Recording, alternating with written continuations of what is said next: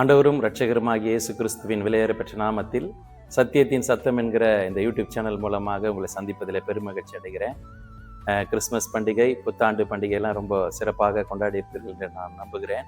இந்த புதிய ஆண்டு தேவன் நமக்கு ஆசீர்வாதமாய் மாற்றி கொடுப்பார் என்று விசுவாசிக்கிறேன். கர்த்தர் உங்களோடு இருப்பாராக. இன்றைக்கு நான் தியானிக்க இருக்கிற செய்தியுடைய தலைப்பு கடன் என்கிற நோய் என்கிற தலைப்பிலே உங்களோடு கூட நான் பேச விரும்புகிறேன். கடனை ஏன் நோயோடு சேர்த்தேன் என்று சொன்னால், இன்றைக்கு நாம் பெருவாரியாக மக்களை பார்க்கிற போது சுகர் என்கிறதான நோய் இல்லாதவர்கள் இல்லை என்று சொல்லலாம். 1-2 பேருக்கு தான் சுகர் இல்லை, மற்றபடியாக பெரும்பான்மையான மக்களுக்கு சுகர் நோய் கண்டிப்பாக இருக்கிறது. அதுபோல இந்த கடன் என்கிற நோயும் இன்றைக்கு எல்லா மக்களிடத்திலுமே இருக்கிறது என்று சொல்லலாம். கடன் இல்லாதவர்கள் ஒரு சிலர் தான் இருக்கிறார்கள் என்று கூட நாம் பார்க்கலாம். ஏன் இப்படி ஆகிறது என்று சொன்னால், நான் சிறு பிள்ளையாக இருக்கிற நாட்கள் எல்லாம் கடன் வாங்க வேண்டுமானால் ரொம்ப பெரிய ஒரு அலைச்சலாக இருக்கும். கடன் கிடைக்காது, தரமாட்டார்கள், பல சூரிட்டிகளை கேட்பார்கள். கடன் கிடைப்பது என்பது ஒரு குதிரை கொம்பை போன்ற ஒரு சூழ்நிலை இருந்தது. ஆனால் இன்னைக்கு நிலைமை என்னவென்று சொன்னால், நம்மை தேடி கடன் கொடுக்கிறவர்கள் வருகிறார்கள். செல் மூலமாகவே நமக்கு அழைப்பு விடுவிக்கிறார்கள். உங்களுக்கு நாங்கள் கடன் கொடுக்கிறோம், லோன் கொடுக்கிறோம், குறைந்த வட்டியில கொடுக்கிறோம், உங்களுக்கு ஒரு சிறப்பு சலுகையோடு கொடுக்கிறோம் அப்படி சொல்கிறார்கள். கடன் கொடுப்பதற்காக பேங்க் பல நிறுவனங்களை வைத்து நடத்துகிறது, ஆட்களை போட்டு நடத்துகிறது. தேடி வந்து கடன் கொடுத்து அவர்கள் நம்மை கடன்காரர்களாக மாற்றுகிறார்கள். இன்னும் தெருக்களிலே தண்டல்காரர்கள் வந்து வீடுகள் தோறும் கடன் கொடுக்கிறார்கள். பஜார்களிலே தொழில் செய்கிறவர்களுக்கும் தேடி போய் கடன் கொடுக்கிறார்கள். இப்படி கடன் என்பது மிக எளிதாக கிடைக்கின்ற ஒரு காலத்துக்குள்ளே நாம் எல்லோருமே இன்றைக்கு வாழ்ந்து கொண்டிருப்பதினாலே பெருவாரியான மக்கள் கடனை வாங்குகிறார்கள். ஏதாவது பொருள் வாங்கலாம், அல்லது ஏதாவது தொழில் செய்யலாம், அல்லது ஏதாவது நிலம் வாங்கலாம், ஏதாவது ஒரு காரியத்தை செய்யலாம் என்று அவர்கள் நினைத்து கடனை வாங்க ஆரம்பிக்கிறார்கள். நாளடைவில் அது எப்படியாக மாறுகிறது என்று சொன்னால், ஒரு கடன் மற்றொரு கடன், இதுக்காக கடன், அதுக்காக கடன் என்று சொல்லி அவர்கள் கடன் என்கிற கடலிலே அவர்கள் மூழ்கி போகிற நிலைமைக்கு மாறுகிறார்கள். அநேகர் தற்கொலையும் செய்து கொண்டது உண்டு என்று நாம் பார்க்க முடிகிறது. ஆகவே அருமையானவர்களே, இந்த கடன் என்பது ஒரு பொல்லாத கொள்ளை நோயாக இருக்கிறது. இதிலே நாம் சிக்கிவிடாதபடி நாம் நம்மை காத்து கொள்ள வேண்டும். கடனை குறித்து கர்த்தருடைய வார்த்தையாகிய வேதம் என்ன சொல்கிறது என்று பார்த்தால், நீதிமொழிகள் புஸ்தகம் 22ஆம் அதிகாரம் 7ஆம் வசனம் சொல்லுகிறது, கடன் வாங்கினவன் கொடுத்தவனுக்கு அடிமையாக இருக்கிறான். ஆம் அருமையானவர்களே, சிந்தையிலும் மனதிலும் பலவித நம்முடைய செயல்களிலும் நாம் அடிமைப்பட்டவர்களாக மாறிவிடுவோம். கடன் வாங்கிவிட்டோம் என்று சொன்னால், அந்த கடனை கட்டுகிற நேரம் வருகிற போது, ஒரு தண்டல் வாங்கிவிட்டோம், தினத்தண்டல் என்று சொன்னால் அந்த மாலை நேரம் வந்து விட்டால், மாத லோன் என்று சொன்னால் அந்த மாதத்தின் நாள் நெருங்கி விட்டால் நம்முடைய சிந்தையெல்லாம் ஒரு பயத்திலே வந்து விடுகிறது. பயமுடையவர்களாக மாறி விடுகிறோம். இது என்ன செய்வது, வேறு எந்த ஒரு எண்ணத்துக்கும் நாம் போகாமல் ஒரு அடிமைப்பட்டவனை போல, கட்டப்பட்டவனை போல நாம் மாறிவிடுகிறோம். ஆகவே கடன் என்பது நம்மை அடிமைப்படுத்தி விடுகிறது, சுயமாக சிந்திக்க முடியாமல் செய்து விடுகிறது, பயத்துக்குள்ளாக அது தள்ளி விடுகிறது. ஆகவே இந்த பொருள் கடனை வாங்காதபடி நாம் நம்மை காத்து கொள்வது மிகுந்த பலனுக்கு எதுவாக இருக்கும்.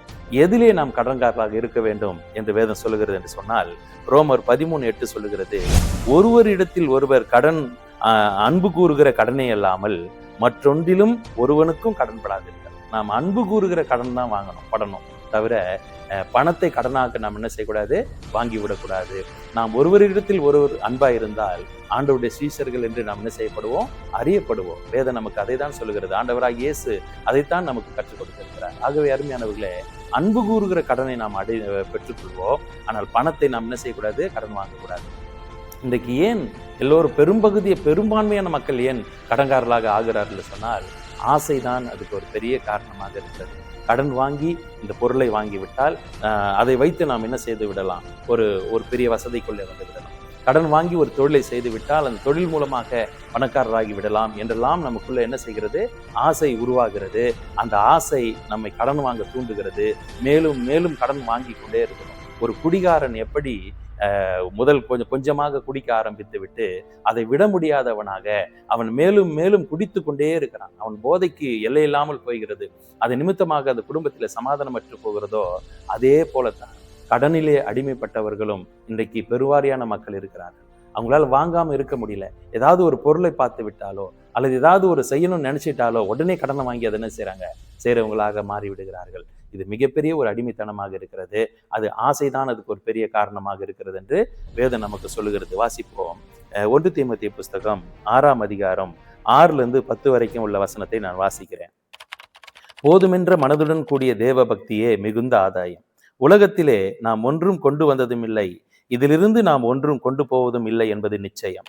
உண்ணவும் உடுக்கவும் நமக்கு உண்டாயிருந்தால் அது போதுமென்று இருக்க கடவோம். ஐஸ்வர்யவான்களாக விரும்புகிறவர்கள் சோதனையிலும் கண்ணியிலும் மனுஷரை கேட்டிலும் அழிவிலும் அமிழ்த்துகிற மதிகேடும் சேதமுமான பலவித இச்சைகளிலும் விழுகிறார்கள். பண ஆசை எல்லா தீமைக்கும் வேறாயிருக்கிறது. சிலர் அதை இச்சித்து விசுவாசத்தை விட்டு வழுவி அநேக வேதனைகளாலே தங்களை உருவ குத்தி கொண்டிருக்கிறார்கள் என்று சொல்லப்படுகிறது.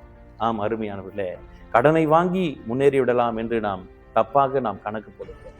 கடன் வாங்கி ஒரு தொழில் செய்கிறோம் என்று சொன்னால் அதிலே எவ்வளவு வட்டி போகிறது, நம்முடைய உழைப்பு எவ்வளவு, நாம் எவ்வளவு வட்டி அதிலே கொடுக்கிறோம், அதில் நமக்கு என்ன பலன் கிடைக்கிறது என்பதை நாம் முதலாவது சிந்தித்து பார்க்க வேண்டும். சிந்தித்து பார்த்து விட்டு நாம் அந்த காரியத்தில் என்ன செய்ய வேண்டும், இறங்க வேண்டுமே ஒழிய மனிதர்கள் ஆசை வார்த்தை காண்பிப்பதினாலே, இதை செய்தால் நாம் பெரியால் ஆகலாம் என்ற எண்ணத்தை தூண்டுவதினாலே நாம் என்ன செஞ்சிடக்கூடாது, கடன் என்கிறதான அந்த நோயிலே நாம் சிக்கிவிடக்கூடாது என்பதை நாம் அறிந்து கொள்ள வேண்டும். கடன் வாங்கி தொழில் செய்து நான் சந்தோஷமா இருப்பேன் என்று நினைக்காதிருங்கள். வேதம் சொல்லுகிறது, தொல்லையோடு கூட 2 கை நிறைய கொண்டிருப்பதை விட சமாதானத்தோடு அமெரிக்கையோடு 1 கை நிறைய கொண்டிருப்பது நலம் என்று வேதம் நமக்கு சொல்லுகிறது. ஆகவே இந்த புதிய ஆண்டிலே ஒரு குறிக்கோளை நீங்கள் வைத்துக் கொள்ளுங்கள், ஒரு உறுதிமொழியை நீங்கள் எடுத்துக்கொள்ளுங்கள். நான் கடன் வாங்கக்கூடாது, தேவையற்ற காரியங்களுக்காக கடன் வாங்க மாட்டேன், கடன் வாங்கி இதை செய்யலாம் என்ற ஒரு எண்ணத்துக்குள்ளே நான் போக மாட்டேன் என்ற ஒரு உறுதிமொழியை நீங்கள் எடுக்க வேண்டும். கடன் இல்லாமல் நீங்கள் வாழ்ந்து பாருங்கள், அதில் இருக்கிற சந்தோஷம், அதில் இருக்கிற சமாதானம் பெரிதாக இருக்கிறது.